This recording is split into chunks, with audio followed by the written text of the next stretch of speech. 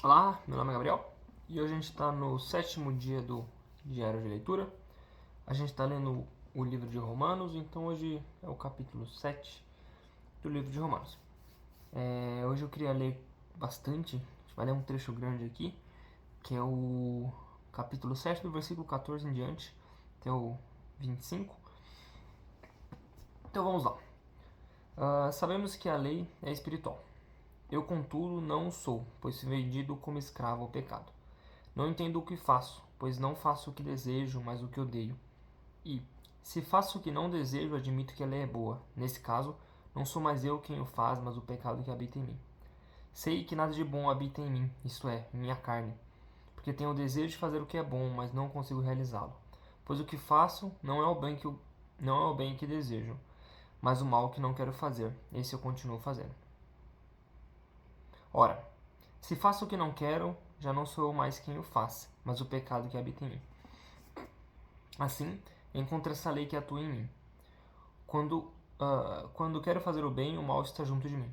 No íntimo de meu ser, tenho prazer na lei de Deus, mas vejo outra lei atuando nos membros do meu corpo, guerreando contra a lei da minha mente, e tornando-me prisioneiro da lei do pecado que atua em meus membros. Miserável homem que sou, quem me libertará do corpo sujeito a esta morte? Graças a Deus por Jesus Cristo, nosso Senhor. De modo que, com a mente, eu próprio sou escravo da lei de Deus, mas com a carne, da lei do pecado. Portanto, agora já não há condenação para os que estão em Cristo Jesus, porque por meio de Cristo Jesus, a lei do Espírito da vida me libertou da lei do pecado e da morte. É um trecho grande que a gente leu aqui, e é um trecho confuso. A argumentação de Paulo aqui é meio confusa. O trecho anterior ainda é mais difícil de ler. Mas eu queria pegar esse trecho para a gente conversar um pouco hoje.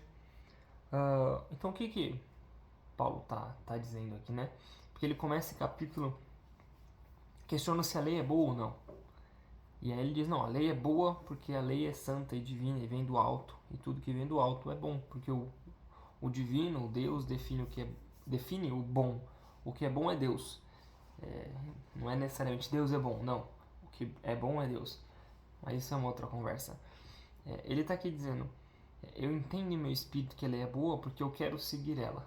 E eu quero seguir a lei, logo ela é boa, mas eu não consigo. Ele diz, o bem que eu quero fazer eu não faço, mas o mal que eu não quero eu acabo cometendo.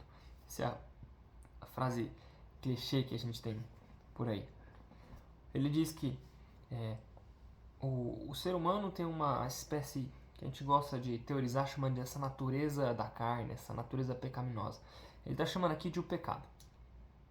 Ele diz, existe um pecado com natureza, uma força, não um ato individual, mas uma espécie de força que habita em todo homem, habita nele, o controla e essa natureza controla os seus membros, controla o seu corpo, controla a sua forma de viver, de maneira que ele não faz o bem que ele quer fazer. Ele conhece a lei, entende os seus mandamentos e preceitos e quer segui-la, mas se vê guerreando contra si mesmo, contra essa lei do pecado que habita nele. E ele percebe isso, entende então que a lei é boa e que ele em si é mau, que nada de bom poderia ter algum fruto nessa lei do pecado que habita nele, então nessa força, nessa natureza pecaminosa que habita do homem, nada daqui sairá de bom. Então esse é o que ele começa falando nesse pequeno trecho, mas eu selecionei esse trecho pelo final dele. Então aqui no 23, né? Mas vejo outra lei atuando nos membros do meu corpo, guerrando contra a lei da minha mente, tornando-me prisioneiro da lei do pecado que atua em meus membros. Então ele chega nessa conclusão. A lei é boa, mas eu vejo outra lei atuando em mim, que está guerreando contra a lei que eu tenho em mente. Na minha mente, eu entendo o que é bom, eu busco o que é bom, eu sei, eu quero seguir a lei de Deus e seguir a sua vontade. Mas me vejo guerreando contra essa lei e me tornei prisioneiro da lei do pecado que atua em meus membros. Eu sou um prisioneiro, parece que eu estou querendo lutar contra esse pecado e estou perdendo. E aí o 24, versículo 24 para mim é a chave desse capítulo. Miserável homem que sou, quem me libertará do corpo sujeito a esta morte? Então ele percebe essa realidade e a única conclusão que chega é: miserável homem que sou. Que tristeza que é eu viver nessa realidade. Que infelicidade que é eu não conseguir vencer e ser escravo do meu pecado. Quem me libertará dessa vida de morte? Essa vida que eu sigo dessa forma é morte, me levará à morte, porque eu fujo de Deus dessa forma. E ele conclui com: graças a Deus por Jesus Cristo, nosso Senhor. De modo que com a morte, eu próprio sou escravo da lei de Deus, mas com a carne, da lei do pecado. Graças a Deus por Jesus Cristo, graças a Deus. Obrigado, Deus, porque o Senhor liberou Jesus Cristo, que por meio da sua morte nós somos livres da lei do pecado. Nós vivemos agora a lei da graça. E aí eu acabei até esticando os primeiros 2 versículos do próximo capítulo, mas, portanto, agora já não há condenação para os que estão em Cristo Jesus. Porque por meio de Cristo, a lei do Espírito da vida me libertou da lei do pecado e da morte. Graças a Deus por Jesus Cristo, porque a morte de Jesus, a sua ressurreição, nos liberta dessa forma, dessa natureza pecaminosa. E continuaremos lutando com ela. Não quero vender essa utopia de que uma vez aceitando a graça de Jesus, as coisas ficam mais fáceis. Acho que não.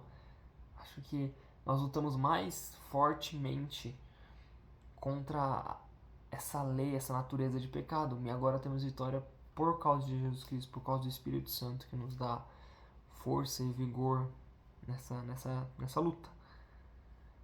Porque aquilo que a lei nos revelou como mostrando quem somos, a lei não foi capaz de nos salvar.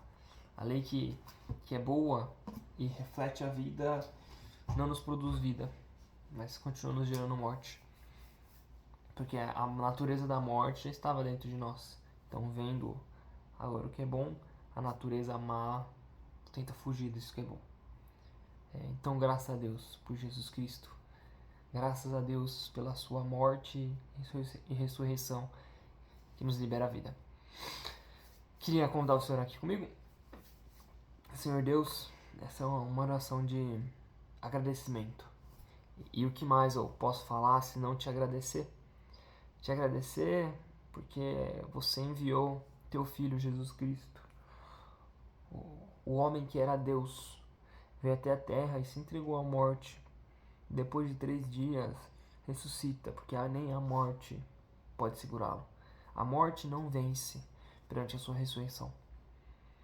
Mas mais precioso que isso, a tua morte nos libera perdão. Mas mais precioso que isso, a tua morte e a graça que veio com ela nos libera uma nova forma de viver. A tua ressurreição nos ressuscita para vivermos nessa forma graciosa de enxergar a vida, onde não vivemos mais sob a lei das regras, não vivemos mais sob o domínio de um livro de várias leis e normas. Não, nós vivemos sobre a tua graça. Vivemos guiados, regidos pela graça, que nos afasta verdadeiramente desse mal e nos aproxima verdadeiramente do que a lei já estava querendo nos revelar, que é a bondade de Deus. Obrigado, Espírito Santo, porque nos possibilita esse caminho, nos abre essa porta de vivermos em santidade, perante a Ti e perante a Tua vontade. Clama-te, Espírito Santo, não falte da Tua presença em nós, em mim e todos os meus irmãos que assistem esse vídeo do outro lado.